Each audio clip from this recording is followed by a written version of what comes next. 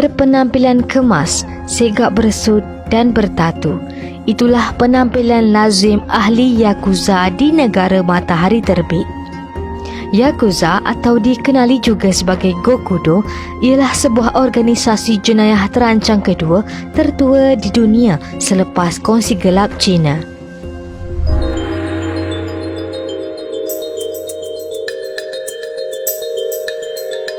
Sejarah Yakuza bermula pada era Tokugawa Shogunate pada abad ke-17 melalui dua kumpulan, iaitu Tekiya dan Bokuto. Kumpulan pertama dipanggil Tekiya, iaitu penjual barang-barang yang bergerak dari kampung ke kampung. Ramai Tekiya dimiliki oleh golongan Burakumin, golongan yang terendah dalam hierarki masyarakat feodal Jepun. Awal abad ke-18, golongan Tekiya ini mula mengatur diri mereka menjadi sebuah organisasi terancang. Daripada menjual barangan, mereka mula terlibat dalam perang kawasan dan memeras ukut. Yakuza juga bermaksud 893 dalam bahasa Jepun. 893 ini datang daripada bahagian permainan kad tradisi Jepun Oichikabe. Ini kerana kumpulan asal kedua Yakuza pula dipanggil Bokuto ataupun penjudi. Pada era Tokugawa, aktiviti perjudian adalah diharamkan. Dalam menjalankan aktiviti perjudian yang tidak menimbulkan syak, kebiasaannya aktiviti ini dijalankan dalam bentuk permainan dadu dan juga kad. Golongan Bokuto ini lazimnya bertatu sehingga keseluruhan badan yang menjadi budaya Yakuza sehingga kini. Daripada aktiviti perjudian, mereka mula mengembangkan aktiviti lain seperti aktiviti lintah darat. Organisasi aktiviti dan budaya Yakuza moden adalah hasil gabungan daripada kumpulan Tekiya dan Bokuto. Yakuza moden masih lagi terlibat dengan pelbagai aktiviti buruk seperti dadah, memeras ugut, perjudian, pornografi, perdagangan manusia dan senjata dalam menjana pendapatan. Selain daripada itu, kekayaan Yakuza juga datang daripada penglibatan dalam industri perniagaan, hartanah, pembinaan serta pemilikan saham syarikat-syarikat besar. Pada 1989, ketika era Japan Incorporated, pendapatan Yakuza dianggarkan mencecah sehingga $100 bilion setahun. Yakuza juga terkenal dengan ritual yang dipanggil sebagai Yubitsume.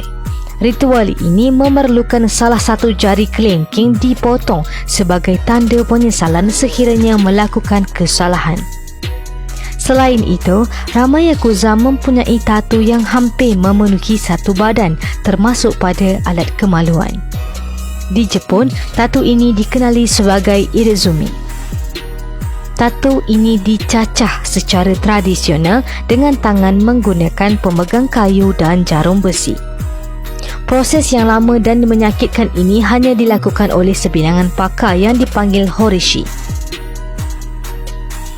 Ketika gempa bumi di Kobe pada 1997, kumpulan Yakuza bernama Yamaguchi Gumi adalah kumpulan yang pertama memberikan pertolongan kepada mangsa-mangsa gempa bumi.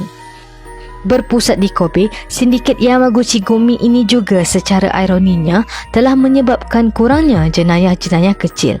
Malah, bandar Kobe juga adalah antara bandar yang paling selamat di Jepun. Populariti Yakuza meningkat selepas Perang Dunia Kedua. Kemuncak keahlian Yakuza adalah pada tahun 1963 dengan keahlian seramai 184,000 orang. Sindiket terbesar Yakuza pada hari ini adalah Yamaguchi Gumi di Kobe yang mewakili hampir separuh keseluruhan jumlah Yakuza, diikuti dengan Sumiyoshi Kai di Osaka dan Inagawa Kai di Tokyo Yokohama. Namun, keahlian Yakuza saban tahun semakin menurun. Tren penurunan keahlian Yakuza sudah berlanjutan selama lebih daripada 15 tahun. Pada tahun 2019 pula, keahlian Yakuza di Jepun mencatatkan keahlian paling sedikit dalam sejarah iaitu seramai 28,200 ahli. Ini kerana pada tahun 1995, negara Jepun telah mewujudkan akta untuk menangani aktiviti memeras ugut dan kegiatan tidak sah. 2008 pula, Osaka Securities Exchange telah membersihkan semua syarikat-syarikat tersenarai yang mempunyai kaitan dengan Yakuza. Semenjak 2009, polis negara Jepun dengan aktif menahan bos-bos Yakuza dan menutup perniagaan yang bersekongkol dengan sindiket Yakuza.